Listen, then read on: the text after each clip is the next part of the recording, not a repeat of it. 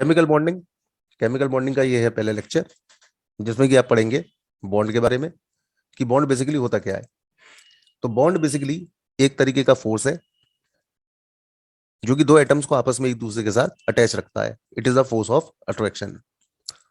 अब अगर दो एटम्स के बीच में लगने वाला फोर्स ऑफ अट्रैक्शन रिपल्शन के फोर्स से ज्यादा हुआ तो बॉन्ड बनेगा। और अगर दोनों एटम एक दूसरे को रिपेल ज्यादा करेंगे, अट्रैक्ट कम करेंगे, तो जो बना हुआ बॉन्ड है वो टूट जाएगा। यानी कि अगर आपको एक स्टेबल बॉन्ड बनाना है तो अट्रैक्शन का फोर्स रिपल्सन की फोर्स से ज्यादा होना चाहिए। एटम अपने आप को स्टेबल करते हैं कंबाइन करके। कंबाइन जब करेंगे तो अपने में से एनर्जी को निकालेंगे, और ये एनर्जी जितनी ज्यादा निकल जाएगी स्टेबिलिटी उतनी ज्यादा होगी। यानी स्टेबिलिटी का जो मेन रीजन है वो क्या है? एनर्जी। Got it? कंपाउंड जो बनता है वो केवल केवल ऑक्टेट कंप्लीट करने की वजह से ही नहीं बनता है, एनर्जी को मिनिमाइज करने की वजह से बनता है। यानी कि cause of formation of bond पे आ जाए तो cause of formation of bond के अंदर पहली कंडीशन आ गई, tendency to acquire noble gas configuration.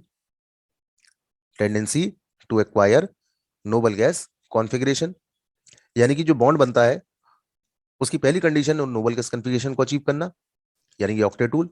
और दूसरी कंडीशन है एनर्जी को मिनिमाइज करना।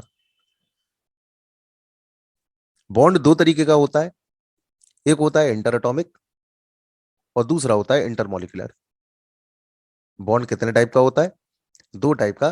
पहला होता है इंटर एटॉमिक और दूसरा होता है इंटर मॉलिक्यूलर। अब ये जितने भी इंटर एटॉमिक बॉन्ड होते हैं ये सारे के सारे स्ट्रॉन्ग बॉन्ड होते हैं। और ये इंटर एटॉमिक बॉन्ड जो होते हैं वो टोटल मिला के होते हैं चार टाइप के। कौन कौन से होते हैं? तो पहला है आयनिक, दूसरा है कोवेलेंट, तीसरा है मेटालिक और चौथा है coordinate bond. Ionic, covalent, metallic and coordinate. Total मिला के कितने टाइप के बॉन्ड हो गए? ये चार टाइप के बॉन्ड हो गए। और ये चारों के चारों बॉन्ड किस कैटेगरी के अंदर आते हैं? इंटर एटॉमिक के अंदर। इंटर एटॉमिक कैसा बॉन्ड होता है? Strong bond. दूसरा जो बॉन्ड है वो है इंटरमॉलिक्यूलर, जो कि वीक बॉन्ड की कैटेगरी में आता है। और ये बॉन्ड जो होता है वो दो टाइप का होता है।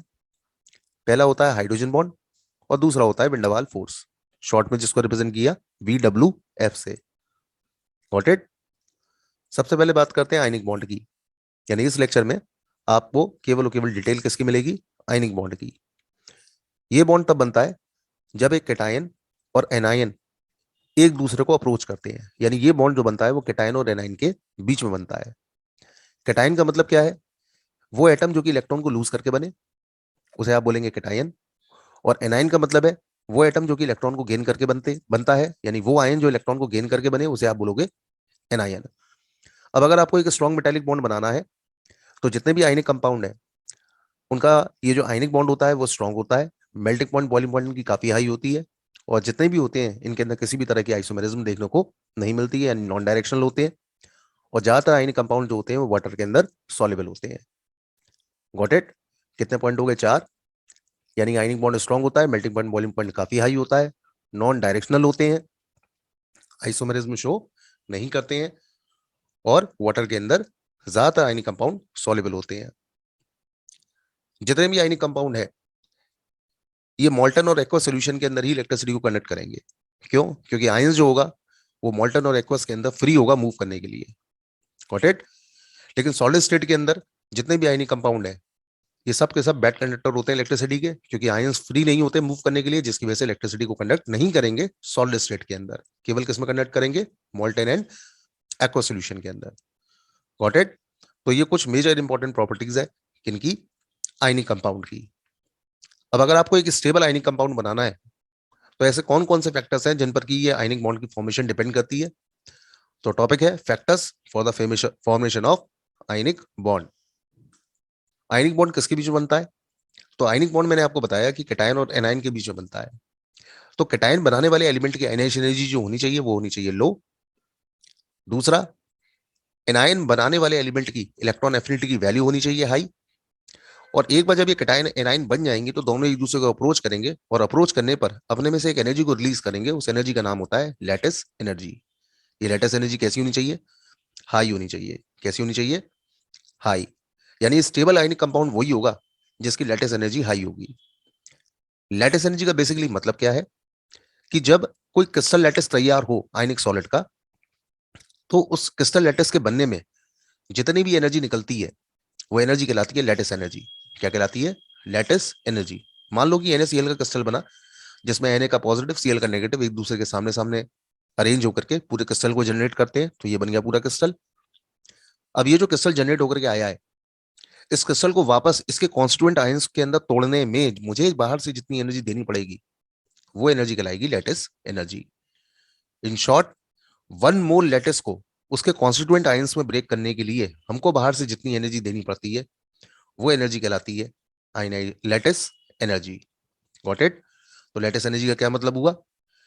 The amount of energy released when 1 mole of ionic solid is from its ions, या फिर the amount of energy required to break 1 mole of ionic solid into its constituents ions. तो दोनों तरीके से आप ये डिफाइन कर सकते हो लैटिस एनर्जी को। ठीक है, जनरली आप क्रिस्टल को ब्रेक करके जो एनर्जी आपको देनी होगी वो एनर्जी कहलाएगी लैटिस एनर्जी। तो ये हो गई लैटिस एनर्जी की डेफिनेशन, क्योंकि रिलीज जितनी होगी देनी भी तो उतनी ही पड़ेगी। रिलीज किसमें होगी? बनने के वक्त। और देनी कितनी पड़ेगी? उतनी ही देनी पड़ेगी जितनी की रिलीज हो रही है। अब लैटिस एनर्जी डिपेंड किस पे करता है? तो लैटिस एनर्जी डिपेंड करता है दो बातों पर। तो डिपेंड करता है चार्ज पर और साइज पर। जितना ज्यादा चार्ज होगा लैटिस एनर्जी की वैल्यू उतनी ज्यादा होगी, और जितना छोटा साइज होगा लैटिस एनर्जी की वैल्यू उतनी ज्यादा होगी। यानी कि लैटिस एनर्जी की वैल्यू डिपेंड करती है चार्ज और साइज पर। आयन का साइज जितना छोटा और उस पर जितना ज्यादा चार्ज, लैटिस एनर्जी की वैल्यू उतनी ज्यादा। जैसे कि NaCl MgCl2 दोनों आयनिक कंपाउंड है। अब मुझे ये पता करना है दोनों में से किसकी लैटिस एनर्जी ज्यादा है। तो दोनों के अंदर Cl तो सेम है, लेकिन दोनों के अंदर अगर आप देखो तो Na और Mg में से Mg में कितना चार्ज है? +2। तो Mg के ऊपर चार्ज ज्यादा है, तो MgCl2 की लैटिस एनर्जी ज्यादा हुई, NaCl की लैटिस एनर्जी कम हुई। ये बात आ गई समझ में? तो अगर NaCl और MgCl2 दोनों को आप कंपेयर करते हैं तो दोनों में से किसकी लैटिस एनर्जी ज्यादा हुई? तो दोनों में से MgCl2 की लैटिस एनर्जी ज्यादा है, NaCl की लैटिस एनर्जी कम है। अब किसी भी आयनिक कंपाउंड का मेल्टिंग पॉइंट, बॉइलिंग पॉइंट किस पर डिपेंड करता है? लैटिस एनर्जी पर, specially melting point. Lattice energy जितनी ज्यादा होगी मेल्टिंग पॉइंट उतना ज्यादा होगा। तो MgCl2 की लैटिस एनर्जी NaCl से ज्यादा हुई। Got it?